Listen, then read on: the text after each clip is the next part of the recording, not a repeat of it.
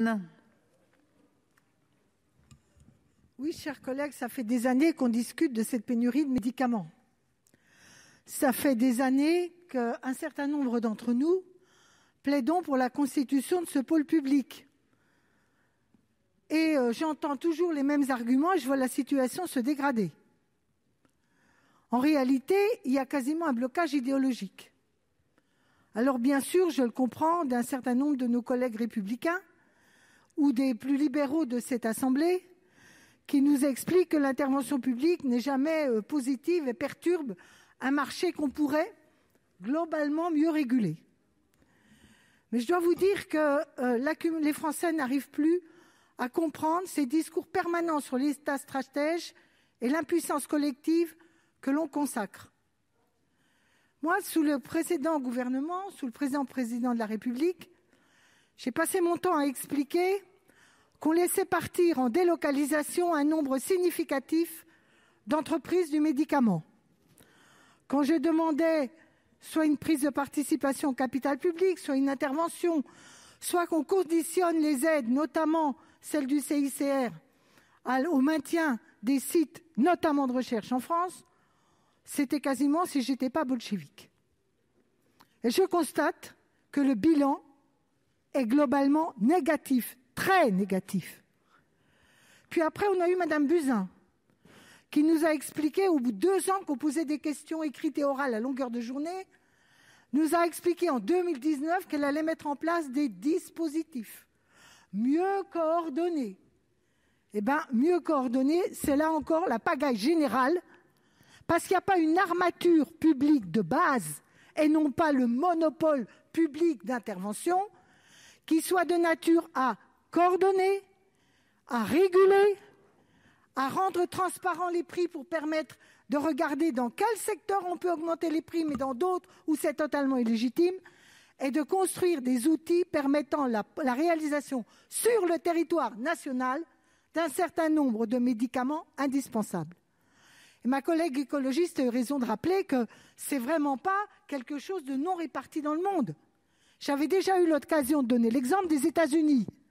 Aux États-Unis, ils ont créé, souvent par État, parfois entre plusieurs États, des établissements publics avec les hôpitaux pour faire des médicaments indispensables qui étaient dans le domaine public. Sénatrice, merci Madame Lienemann.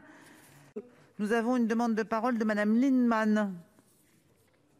Oui, chers collègues, l'autre tentation, c'est de dire, pour produire des médicaments, pour redonner de la force à notre industrie et à notre recherche, il faut le faire au niveau européen. Évidemment, ce serait mieux. Force est de constater que si on attend qu'une décision européenne se fasse, on a de gros risques à voir de grosses délocalisations continuer. J'en veux pour preuve d'ailleurs un certain nombre de flux intra-européens. Car un certain nombre d'entreprises françaises bénéficient du crédit impôt recherche payé par le contribuable français pour délocaliser quelques années après le laboratoire à Francfort. Vive l'Europe! On a financé sans condition et au nom de l'Europe, on doit se réjouir de voir partir à Chimazarin, à Gentilly ou ailleurs, des postes de chercheurs qui quittent la France. Alors oui, la perspective européenne est importante. Comme l'a dit ma collègue Assassi, un pôle public doit aller dans un cadre international d'un nouveau regard, d'une nouvelle régulation des biens communs que représente un certain nombre de médicaments, mais ça ne doit pas être la fuite en avant. Alors on nous donne l'exemple, l'Allemagne aurait accueilli, oui très bien, on remercie nos amis allemands. Mais la solidarité européenne, elle dépend aussi de la pression dans chacun des pays. Je dois vous rappeler qu'en dépit de ces ordres permanents au libre-échange, la première décision qu'a prise l'Allemagne, quand on a su que l'Italie était en manque de respirateurs, c'était de fermer ses frontières pour l'exportation des respirateurs. Alors que l'Allemagne produisait des respirateurs, ils n'ont pas été livrés aux Italiens, parce que l'Allemagne préférait les garder pour elle au cas où. Donc les solidarités, elles sont globales. Elles sont mieux acquises quand les pays sont équilibrés, quand chacun a ses forces et ses faiblesses, mais pas quand on est hyper dépendant de décisions abstraites qui ne règlent souvent pas le cas des pays les plus fragiles, voire même des pays intermédiaires comme la France. C'est pourquoi un pôle public, c'est un interlocuteur pour permettre que l'Europe évolue dans ses pratiques. Ce n'est pas si nouveau. Avec Ebola, il y avait déjà prévu dans une directive européenne l'achat groupé de vaccins. Ça n'a jamais été utilisé. Évidemment, il a fallu la catastrophe du Covid pour le faire. Combien de temps la prise de conscience solidaire s'imposera? J'ai des doutes et j'ai la certitude que si la France a des outils pour montrer qu'elle est efficace et qu'elle peut peser dans le rapport de force européen, on avancera mieux en Europe. Merci.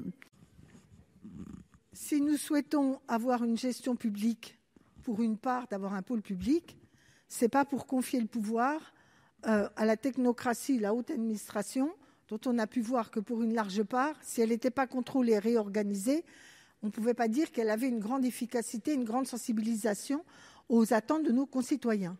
Donc cet observatoire est un point majeur qui complète l'idée qu'on se fait d'un pôle public. Mais j'attire l'attention de nos collègues qui souhaitent qu'en effet les usagers soient mieux associés. Mais les usagers, ils ont aussi envie que quand ils donnent leur avis, il y ait des débouchés à leur avis. Et moi, je crée un lien assez étroit entre le fait d'avoir un observatoire citoyen, qui est indispensable, et la capacité d'avoir un pôle public pour agir. Parce que si on est simplement à constater « oh, ça va pas, c'est trop cher, ils font le marché, ils ne s'occupent pas assez des biens d'intérêt généraux », et qu'après toute cette observation, on aura mis à nu les problèmes, eh bien, s'il n'y a pas un outil pour tenter de les régler, ou au moins de peser sur les événements, eh bien, on risque de décevoir la démocratie sanitaire. Donc je crois que dans la proposition de loi, l'ensemble des éléments se tiennent. À l'article 5, une demande de parole de Madame Lienemann. On nous donne l'argument que payer un pôle public par une contribution sur le chiffre d'affaires des grandes entreprises, enfin des entreprises de médicaments, poserait un énorme problème pour ces entreprises et qu'elles délocaliseraient. D'abord, quand on discute avec un certain nombre de gens qui travaillent dans le médicament, on voit que les choix de localisation ne sont pas simplement liés au coût, aux taxes et au coût du travail, mais à d'autres critères. Bon, on ne va pas rentrer là de départ. Je voudrais dire que si vous lisez le journal Le Revenu, il vous propose aujourd'hui deux grandes entreprises françaises qui vont avoir un revenu de dividende particulièrement attractif cette année. C'est l'entreprise Sanofi. Déjà l'an dernier, il y a eu plus de 7% d'augmentation. Et ça de façon régulière. Alors, sans tomber dans les travers de dire qu'il n'y a pas de profit nécessaire, quand on a un tel décalage entre les profits réalisés et l'état global de l'économie réelle et des autres pans de l'économie, on peut se dire qu'il y a quand même réguler l'économie, c'est aussi de prélever des richesses indûment distribuées au moment où d'autres ont d'énormes difficultés, notamment nos PME. Parce que par ailleurs, Sanofi, elle a aussi des sous-traitants. Et ces sous-traitants, elle ne les traite pas bien. Et une partie des difficultés vient aussi de la manière dont ces grandes entreprises traitent leurs sous-traitants. L'observation du prix du médicament doit mettre ça aussi en évidence. Je ne crois pas qu'une ponction sur des entreprises du médicament, dans le cadre d'une réflexion globale sur comment on redéploie les activités de production de médicaments en France, donc permettant dans certains domaines, je le rappelle, qu'on augmente pour certains médicaments les prix. Moi, je préfère des médicaments un tout petit peu plus coûteux réalisés en France que des médicaments moins chers réalisés en dehors de l'Hexagone, qui plus est, quand il s'agit des génériques, avec un taux de retour pour mauvaise qualité particulièrement élevé. Donc je ne crois pas que notre mode de financement de ce pôle soit une faiblesse pour notre industrie. Au contraire, elle permet de penser une planification souple à la française en nous en donnant les moyens.